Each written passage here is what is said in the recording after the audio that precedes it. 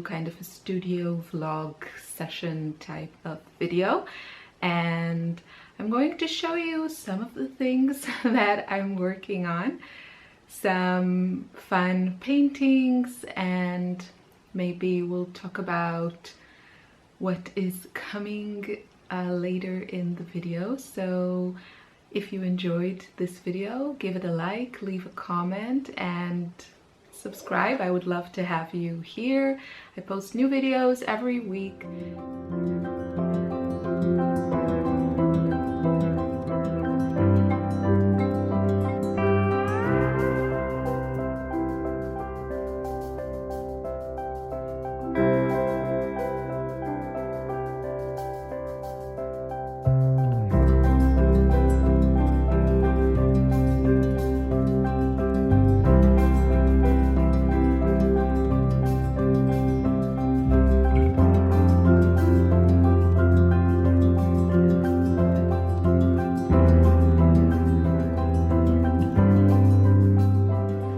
Next week I'll be posting my monthly favorites, and then in November I'm going to do a wish video, which is products that I want to get for my birthday.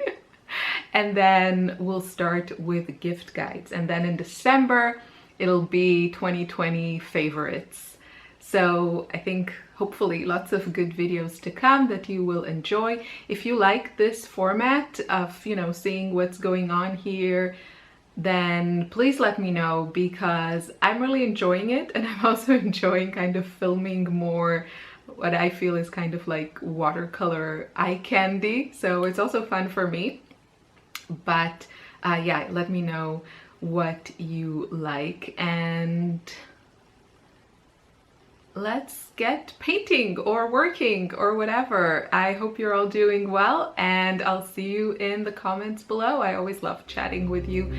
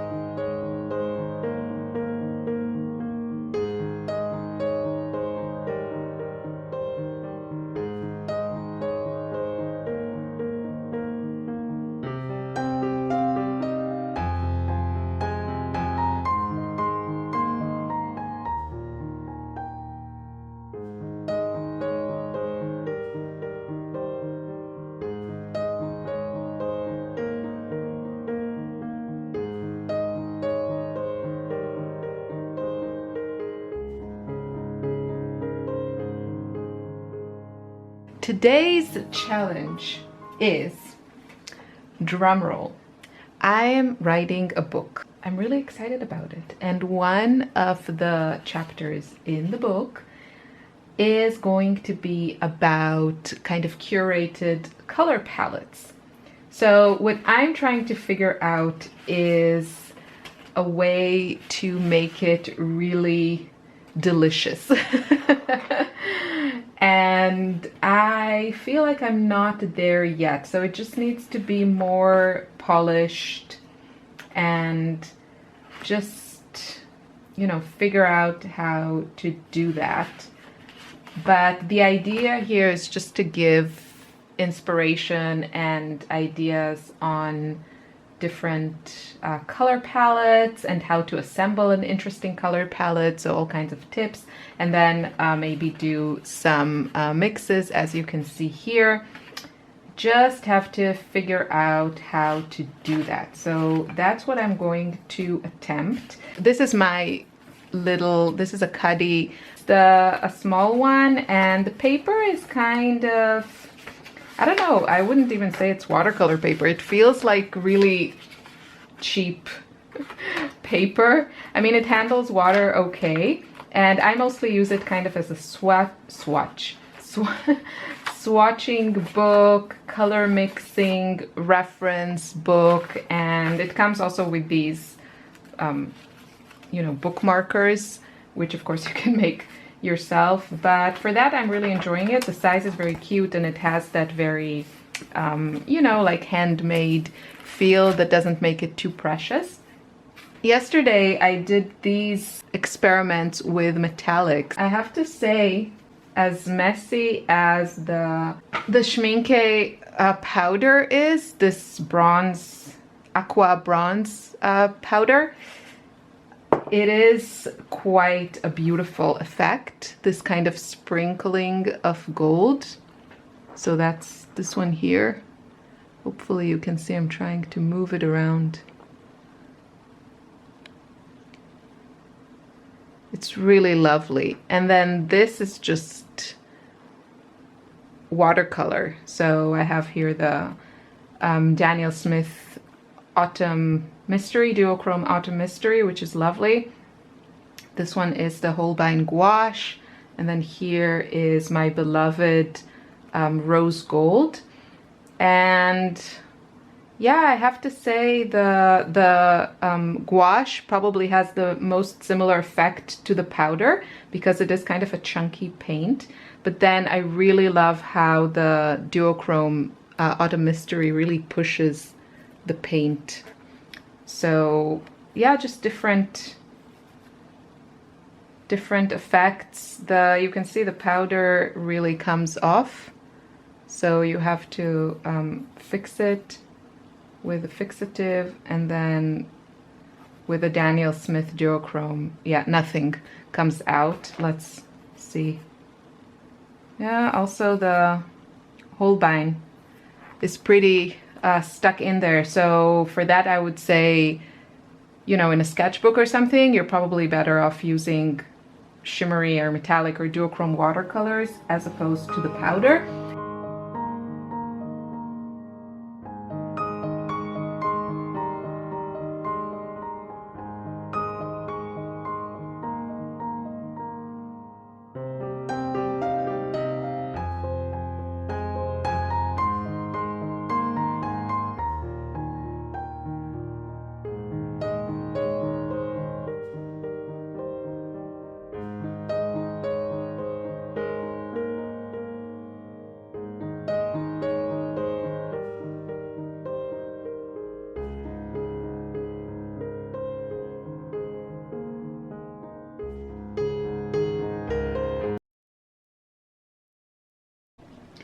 Good morning. It is Thursday and I'm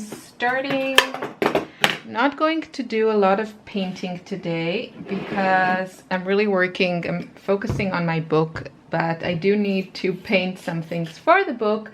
And so I start with a spray of water in my two palettes that I'm currently painting from. This is my autumn palette, And then this is my precious.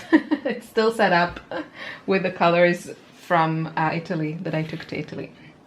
So I'm working on some color palettes, and one of the things that I'm doing is making some mixtures just for fun, nothing too, you know, organized, just because that always hurts my brain. So I want to play a little bit with this one, and this is kind of a very bright palette. I really like this brush. This is the mini Majestic dagger brush, 1/4 of an inch, from Royal and Langnickel. I found it thanks to Kristy Rice. I hope I didn't mispronounce her name. I think Kristy Rice. She has those beautiful floral coloring books. She also has a fantastic course on Craftsy, so I really recommend that. I think you can give them a free trial for like a really low price.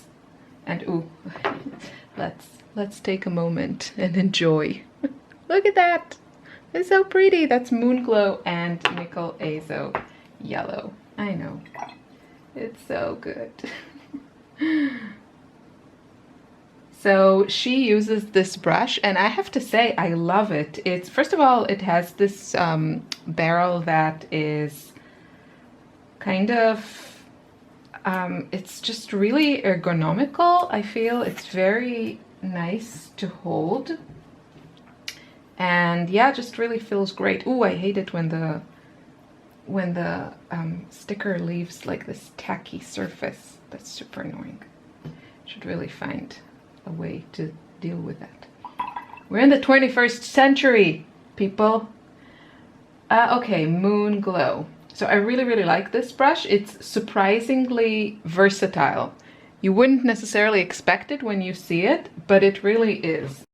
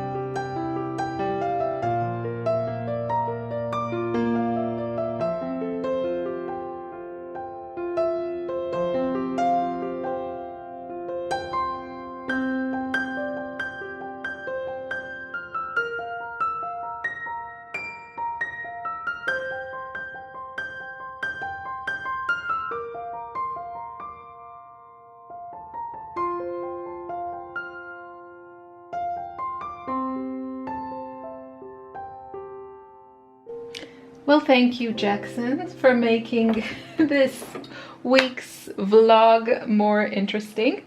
I just received very happy mail. So I want to show you, I ordered some brushes. because I was really happy to see that they carry the, what do you call, the Tintoretto Filtraco brushes. So I got familiarized with these brushes through the Agallo in Assisi. They make handmade watercolors that look fantastic, but they are honey based, so I can't buy them. But I did see this gorgeous set that I've been meaning to film a video about, but I don't get to it. So they have 3 options, I think, for these sets. This one is the selection of brushes, and I have to say that the brushes are, I mean, first of all, isn't this the perfect gift? The brushes are beautiful, and I've used this one. This is their Tintoretto 897 Sintetico Ambra, and this is the number 6, and the set also has the number 8. This is a very good dupe for my beloved Pro Art small sword brush that I talk about all the time. I think they are pretty much kind of identical, only this one has a longer barrel and it's just prettier.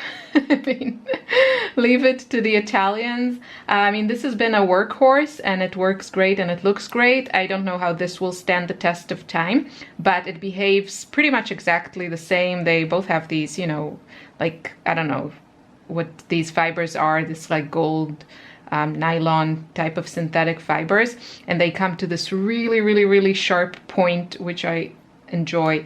So this one is just, it looks more elegant and I just like it because it looks better, but they work the same. And then there's just a few other brushes. They're all really lovely. There's also this big mop, which is great for larger, like a quill mop type of thing, which is great for larger paintings. But the one that I was most excited about and most intrigued was this one, the Tintoretto 1408 Sintetico Vajo Kazan. I'll leave you the link to it on Amazon. The brush that came with the set is the 2/0 size, and it's lovely. It works so well. It holds a lot of water and it comes to this teeny point. It has that, you know, quill type of packaging, not packaging, but it's just, it's made like this. So it's very photogenic. It's just a beautiful brush. It looks beautiful and it works really well. And since I saw that Jackson's are carrying these, I decided to order a few more. And they just arrived. So let's take a look. I ordered 3 brushes. So 2 are the same kind of, I don't know, this to me, I call it somewhere between like a sword dagger quill, let's say. I ordered the 0 size, which is this one, the larger one, and then the teeny tiny one. This is 0.5. Like 5/0, and they look really beautiful. So here are the sizes. Largest one is 0, then we have the 2/0, and then the 5/0, and they all have the same length of barrel, you know, handle. And then the tips, you can see, they get longer. These are really lovely. And then I ordered the 1407 series, which is just like a more traditional quill in this size, just because I wanted to see how these work. So, you know, they have usually some gum arabic on it that you have to wash away, and then they're ready to go. And these are just beautiful. There's something very, you know, these kind, you know, the products that make you feel like you're an artist and it's just you're surrounded by these beautiful things. I mean, look at this brush. It's just gorgeous. I mean, these would be a wonderful gift. And good morning, everyone. It is Friday. Sorry if you hear weird noises. It's my chair, I promise you. I was thinking yesterday that I have a theory I want to, test. My theory is that if you use kind of colors and techniques that you really love, you will like kind of everything you make. Well, that's my theory. And we're going to be super scientific about it and test it. So yesterday I painted this floral, which I really, really love. I really love how this turned out. It makes me really happy. The colors are lovely. And I want to just, for science purposes, try to paint a different subject. So I thought I'll go for a portrait. And I really want it to be kind of the same style as this. So probably same color scheme, if I can remember which colors I used. I used one of my like curated palettes. I think it was this one that I'm using for the book. And yeah, and then some of the Neocolor too. I was also thinking about it. So I just want to play kind of and see what happens. See if my theory actually works. And I do have to be careful here because everything I paint will resist, which I actually really, really like that. So that's kind of the point. But I'm not sure about the face, like how much color I want to put in the face. So we'll have to see about that. But I do kind of just want to use the same techniques. I don't know, just for funsies. And see what happens. If you watched this far, then let me know if you like this angle. I really like painting here. This is not the table where I usually film. I really like painting here because the window is there and the light is really nice and I can see the trees when I lift my head from my painting. So I kind of like that. But yeah, I don't know what you think about it, so let me know. Let's start with, I really like some of the, that's the problem with painting like this, that I have like all these colors that, appeared on my palette because they were palette dirt.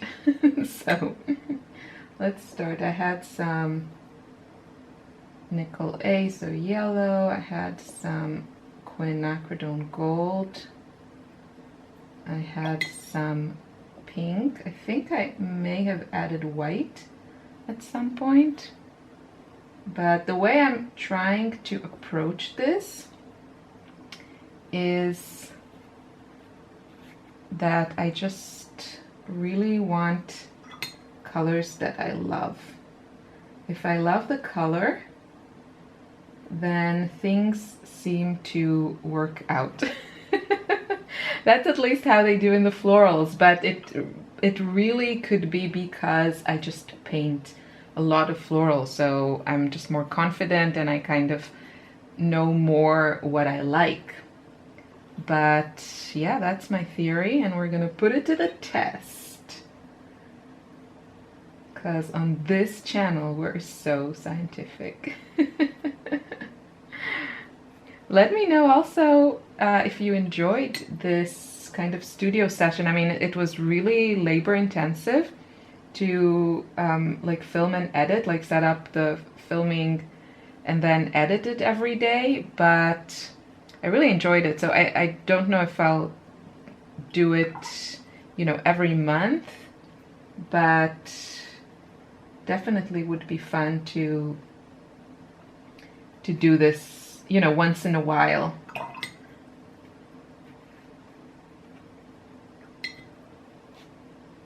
So far I'm liking this. This is fun. Now I have to keep in mind that I really need to keep things kind of loose and light, because otherwise it starts to get a bit too, yeah, just too much. Then kind of loses the freshness.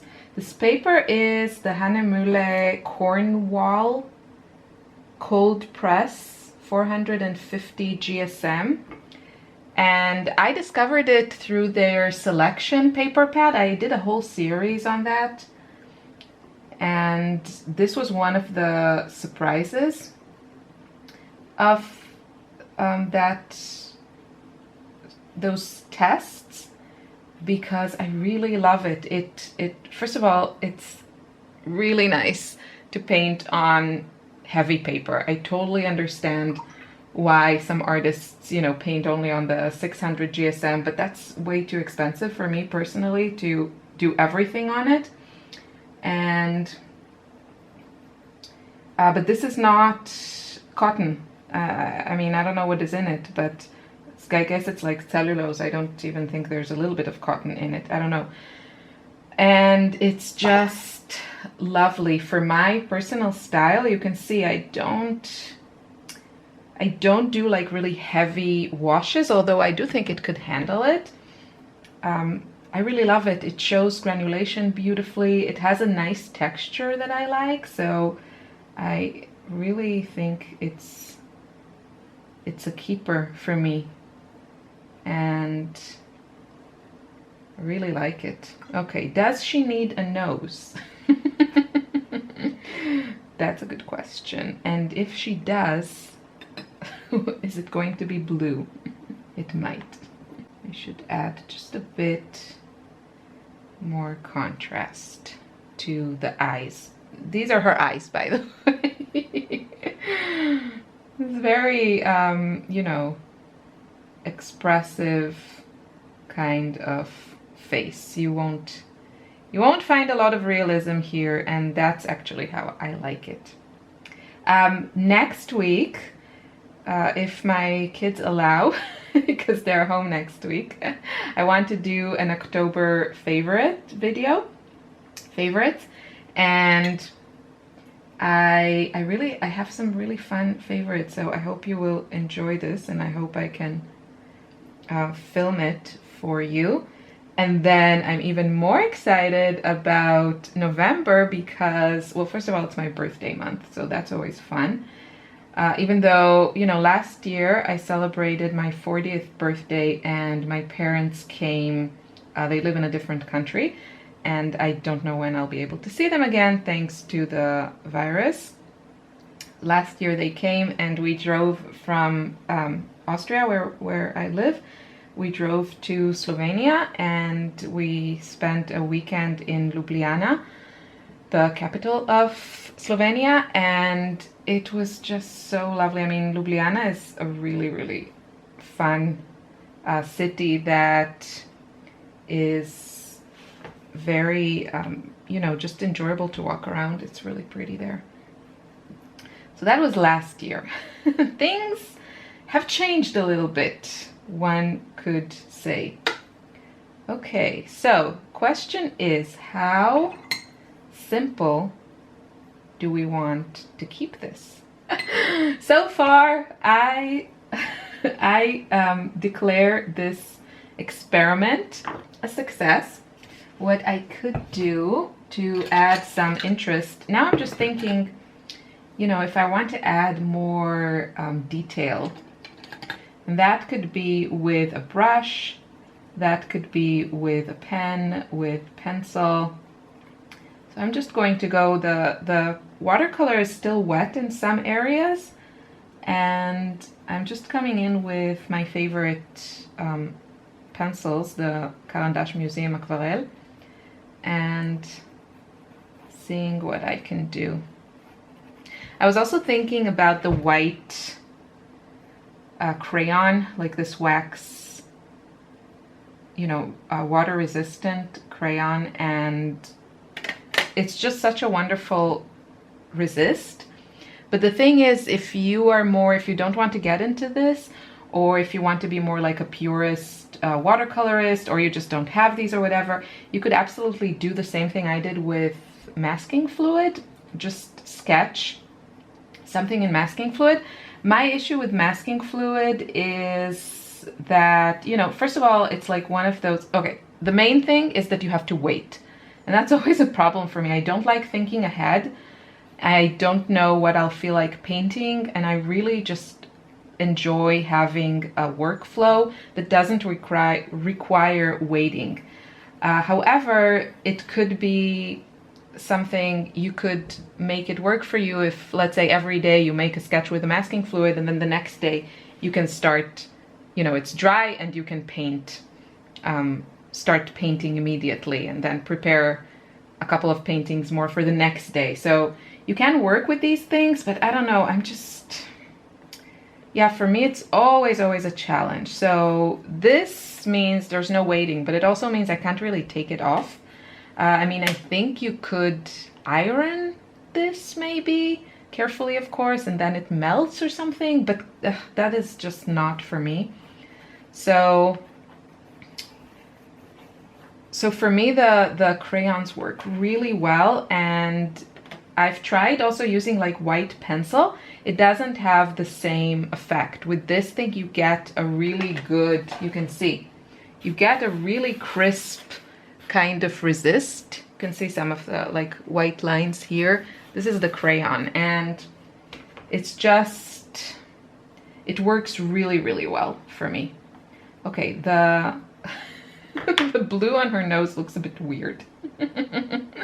That's the fun of experimenting, right? Let's add some of this. This is purple. Well, it's more, it looks more like, you know, a magenta type of thing. They call it purple. So you can see there's nothing symmetrical here. I'm okay with that.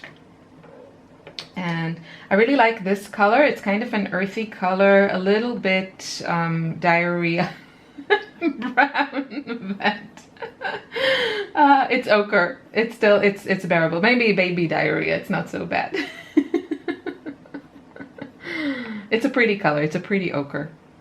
I talk a lot about this in my intuitive watercolor course, that, you know, you want to like do repeat elements all over your painting to make it look cohesive. So if you're adding, I don't know, some pattern or marks or whatever, or color even in one area, I want to also add it in another area, but you also want to keep it varied. So with faces, or also with flowers, there'll be a lot more detail in one area, the center of the flower or the eyes, and there'll be like the contrast is going to be there, and that's where your eye is going to go to. So it's important to keep that in mind, kind of, you know, have a consistent use of color and mediums all over your painting, but in a different dosage, or, you know, doses. So you want some areas to be heavier on the detail, and then other areas to be really left undone.